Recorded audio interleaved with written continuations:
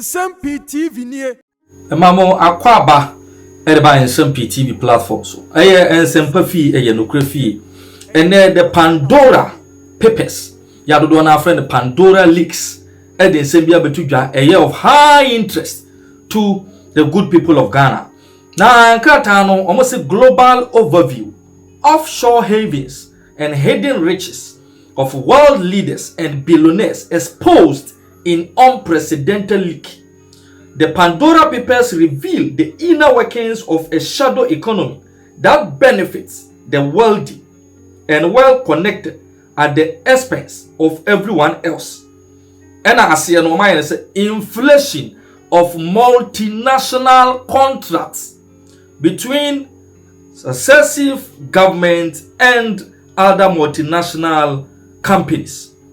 Enti Pandora for a yen-semwa almost omodi tudwa ene se omaye hwehwemu ehunu se aman panimfo bi sa multinational contract bia na omo ehwe asensan no chese bebi omo pagya abo no koduye ene mfaso na omo nyade free these contracts ene some dubious underhand dealings ya course no ena Pandora papers ya do na friend the Pandora leaks akeka omo abomu. Now, it is of interest to the good people of Ghana. San say, Ghana nipa yini kesi ya pampi. Meni se menya modi. Enso na tie fo na de kan hunu nipa. Ya baba bebo ni di ni preko. San say ono de ye kaketa hyehyɛ ne proya. Agye ne nsa se de eye se bi enwuremu nam kwan agye obi ensa.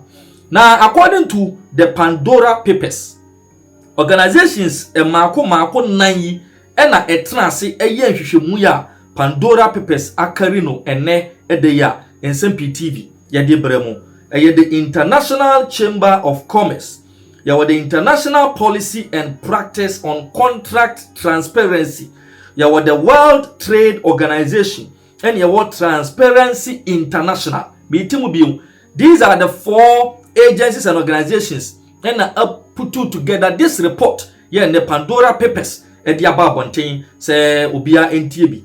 Almost the International Chamber of Commerce, the International Policy and Practice on Contract Transparency, the World Trade Organization, and the Transparency International. These are the four major agencies and organizations spanning between the period of 1990 to 2020. And omodi ayes anhwehwemu yinyira ya inflation of multinational contracts ebi ohonomo the contracts were ended ebi ohonso successive governments by no omobo abrogate some of these contracts tisika twitwiri dia enke nipa bibotum ana sika twitwiri dia enya kwan ko nipa bibotum no na enya asem ketwa in no particular order yenhyase na yemungura story no mu enten because when say etiefo aye very eager na omo pese omo hunu ensem no enioma ewomu. Number 1 Sani Abacha. Sani Abacha said the do na anim no or the president of Nigeria from the period of 1993 to 1998.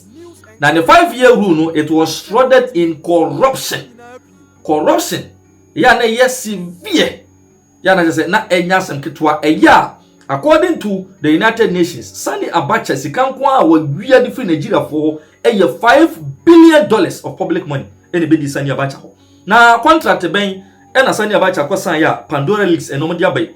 Almost say between the years of 1993 and 1995. Sani Abacha di nani chire one Dutch company ya your friend Munchen Gladbach Aeronos company say okoto fighter jets e dia bread the then Nigerian army. Now, the original price according to Pandora and the company nanka Nigeria mine beboka $458 million, but contract ya Sani Abacha and this company esan ya one Nigerian krata mu ni kire say Nigeria buy boka $5 billion instead of $458 million.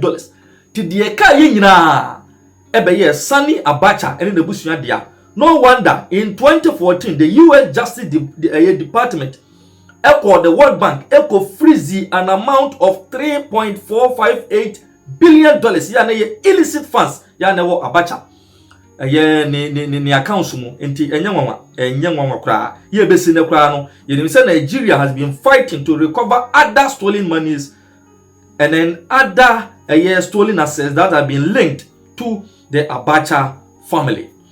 Number 2, you have Alberto Fujimori.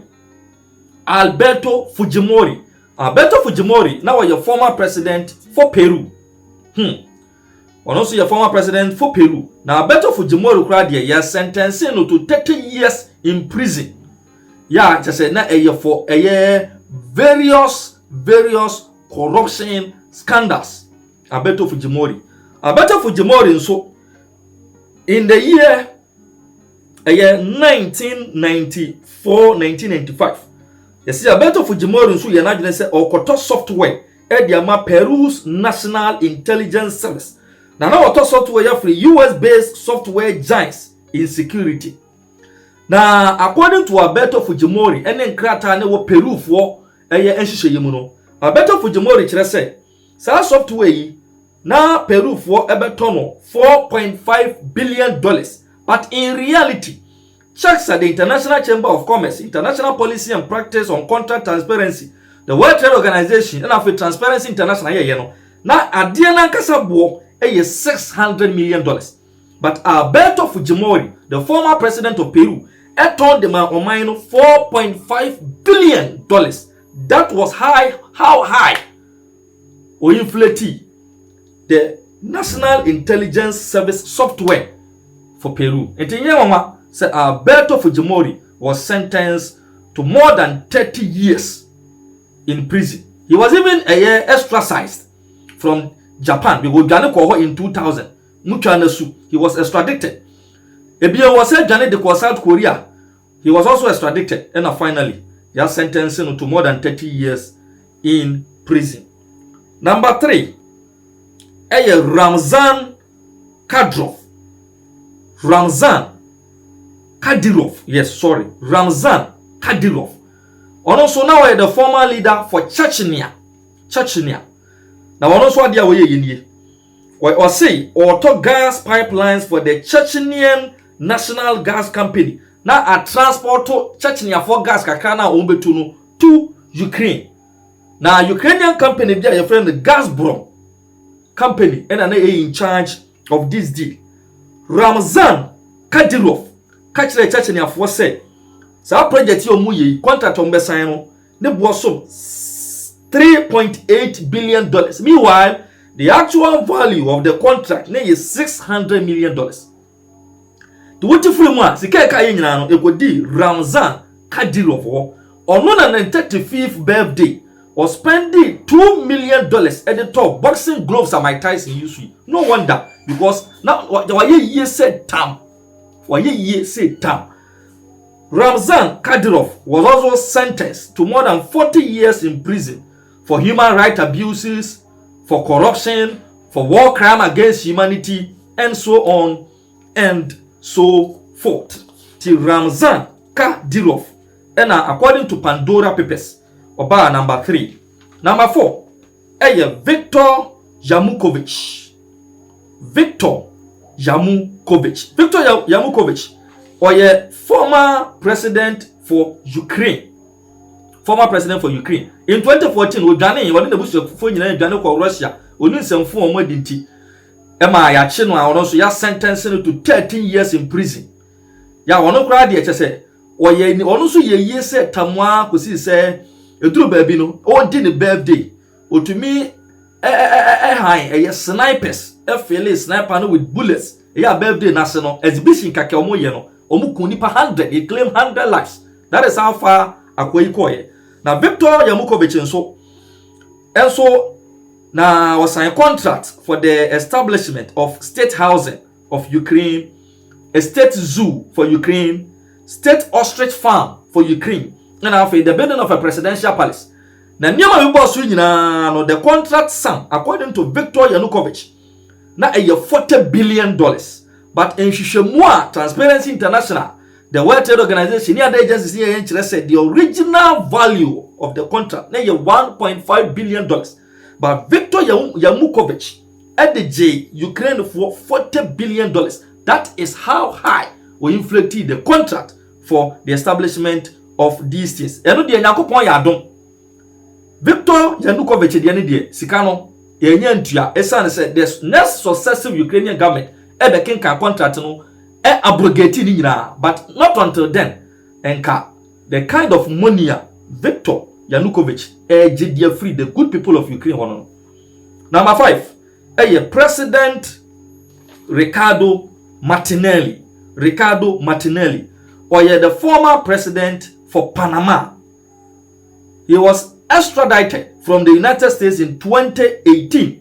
Or served more than 20 years imprisonment. While in office from 2009 to 2014.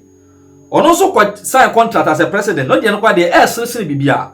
Contractor air supply school kwada eduane meals for schools. Contractor air supply school kwada bags school bags distribution for Panama school going kids. And after no was also wakwakoto software for the Panama social welfare scheme. Ninjina President Ricardo Martinelli catch the Panama for say the entire contract Panama for bebo $3.5 billion.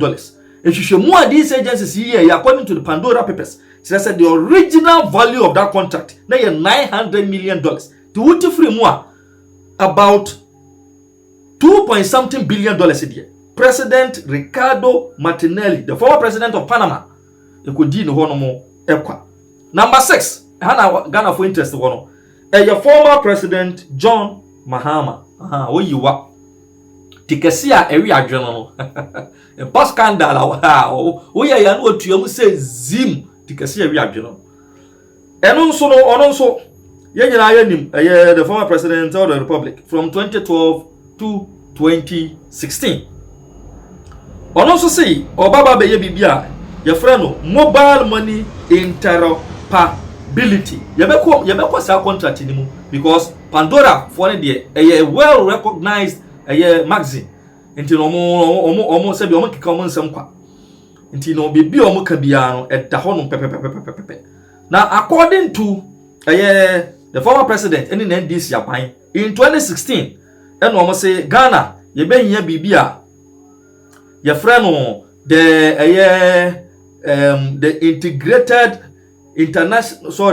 integrated payment system. The integrated payment system. Mobile money use from MTN to Airtel, from Airtel to Vodafone, from Vodafone to Glo. And after amani banks any idea about to our mobile spaces and ultimately withdraw cash from your accounts to the mobile money wallet, ultimately transfer from mobile money wallet to the accounts. Your friend, the mobile money interoperability contract here, according to Pandora papers. John Dramani Mahama in NDC, the master payment structure. Omo to one to say, sa in Shishoye ne bay. O my Ghana, nanka ye be here $1.2 billion. You can be $1.2 billion. This same contract, the Vice President Dr. Mahmoud Bawumia Ababa Beye in 2017-2018. Rolling it out. Ya a car Ghana boy $18 million. The master payment structure. Ya former President John Dramani Mahama in NDC in 2015 and 2016. Mobile money interoperability. No one say Ghana being $1.2 billion according to the contract. Press release the Bank of Ghana at the buy now. Making can say it is not hearsay. The Pandora leaks in so. The Vice President Dr. Mahmoud Bawumia Bayeno with a team of experts from the Bank of Ghana abrogated contract and said this is uncalled for and unheard for. To me the $18 million in a year. Meaning say and former President John Dramani Mahama in NDC at so we need power in 2017 Ghana would have paid $1.2 billion to execute a contractor na $18 million between a simple na documenter Pandora papers e dey attach this leak a press release from the Bank of Ghana Also, the Bank of Ghana has today dismissed an official, Mr. Gilbert Addy, for gross misconduct in relation to corrupt transactions and for accepting bribes in connection with the award of a contract to Sipton Swiss Systems Limited in 2016 by the previous management of the Bank of Ghana under the leadership of His Excellency John Dramani Mahama. Bank statements have revealed that secret and corrupt payment of 410,000 cedis were made by Sipton Swiss System Limited and its parent company Sipton Communications Limited to Mr. Gilbert Addy at the Bank of Ghana via a shelf company, GIB Just Systems Limited, which was owned by him. Indeed, he was listed as director and shareholder of the company. Sipton Swiss Ayebomudi Omu Ena, the NDC led administration led by former President John Dramani Mahama, edesa a mobile money interoperability contract no koma womo. Eya nanka omu bu ya first waje $1.2 billion. Na Mr. Gilbert Addy ena krata ye Free Bank of Ghana kire se omo yi nedi. Na yi omo yi nedi kire se ansa na eye Bank of Ghana eya former President John Dramani Mahama ye president ene omo mpanifo edesa contract no be ma Sipton Swiss na koma be ye mobile money interoperability no 410,000 cedis bi eye bribe ketase se adigea sa Mr. Gilbert Addy egie eya omonya bank statement confirm to that effect. Yako the brief facts of the press release. Almost say on the 9th of April 2018, Sipton Swiss Limited filed a request for arbitration at the International Dispute Resolution Center of the London Court of International Arbitration against the Bank of Ghana for breaching the master agreement for the Ghana Retail Payment Systems Infrastructure entered into by the two parties. Entino, Sipton Swiss Yikrasa Nyankukodro at the Bank of Ghana, echo the London Court of International Arbitration, say Omocha and she say ya Omoni the then NDC administration ya na $1.2 billion. So Mobabe Maye Ghana Retail Payment Systems Infrastructure ya the mobile money interoperability. Say master agreement no Omoni the then NDC administration under the leadership of John Dramani Mahama ye no Bank of Ghana and the Vice President Dr. Mahmoud Bawumia ba no betwem to say Nyankukodro e man na komo boy kro no ade John ayi Dr. Mahmoud Bawumia di $18 million ye ya na nka mo ye di age $1.2 billion tikasi awi adwe Dr. Mahmoud Bawumia trase esese ye hunu se dabi se oman bapa as someone who thinks about Ghana, as someone who is patriotic enough to know the predicament Ghana form as a result of bad leadership intino yan hwehwe contract mu ni anyi nioma mfiri mu no obo se Nyankukodro e de Ghana kugina London Court of Arbitration se yan same tua judgment debt or contract master agreement yetwem. Now, after the 2016 elections and on the appointment of a new management of the Bank of Ghana by the then president Nana Akufo-Addo, it became necessary to review the terms of the contract entered into by the previous administration. In reviewing the contract, the management of the bank reached the conclusion that Sipton, 1, neither had acquired the license nor fulfilled the condition precedent for the effectiveness of the rights and obligations of the parties. The agreement, which dealt with the grant of exclusive right to Sipton Swiss to build, operate, and own the Ghana Retail Payment Systems Infrastructure, was therefore terminated on the basis that it never came into effect. And immediately after the 2016 elections, said the Mekano, and at the head of the economic team, Dr. Mahmoud Bawumia, and after that time, a Bank of Ghana, and so no a penny for transfer, and almost Debbie. Or more new appointment by Bank of Ghana. Don't transfer, and almost Debbie. Let's go into that contract. A Ghana Retail Payment Systems Infrastructure contract, $1.2 billion. Down what she do. Mushu more, and as I said, Sipton Swiss, and Krata Akra Bemo to me, I want to carry out our contract no crown. Omunibi. Till immediately, now the contract will have to be abrogated. Sipton Swiss for Nyankukodro tabiri e de the London Court of International Arbitration say master agreement no money and this for San Yetwa winintino. Omo say sue Ghana an amount of $478 million as judgment debt. And Okradi Nyankopon ya Ghana won the case and also through the timely intervention of the Attorney General and the Minister of Justice, a boyfriend Yabwadame, also the enemy said Debbie. So, mean ya Dr. Mambo Miabwa, ama 1.2 billion, swat ya by 80 million dia. Now, mo person of Buyen sa Tebri dia ko to dia. Me do mind anymore. Now, I'm fighting for the good cause of the nation. Tinyanko point ya don, ema no so winning. Now, these corrupt payments and bribes were uncovered by Bank of Ghana's International Legal Counsel, Hogan Lovers, during the preparation of the bank's defense to the arbitration claim brought by Acceptance Switch in respect of the terminated contract. As part of their preparation for the hearing in London International, the International Legal Counsel undertook 2 fact-finding and investigative missions to Ghana and subsequently to gather and collate evidence. During these 2 missions, they gathered this information. The investigations revealed a sham contract signed between Acceptance Switch Limited and the Shelf Company, which showed that further payment totaling $500,000 were paid to him. Apart from 410,000 cedis, and she must say beyond a bribe was Acceptance Switch for it to the man said the Beya obey yodu. At that time, the NDC administration and the Acceptance Switch signed an agreement of 1.2 billion. Tinya was scanning 1.2 billion. There was will be a better contract. Now to me to $500,000 as first payment of bribe. That's just the papono obebuwa for swan kasan. Now the investigation also revealed the depth of involvement of Mr. Gilbert Addy, who deliberately concealed from Bank of Ghana the payment received and the $500,000 sham contract with Acceptance Switch Limited. The misconduct by Mr. Gilbert Addy was one of the most serious nature and a gross violation of the trust placed in him, breaching the code of conduct for Bank of Ghana staff and the Bank of Ghana senior staff rules and conditions of service, as well as the Bank of Ghana code of ethics.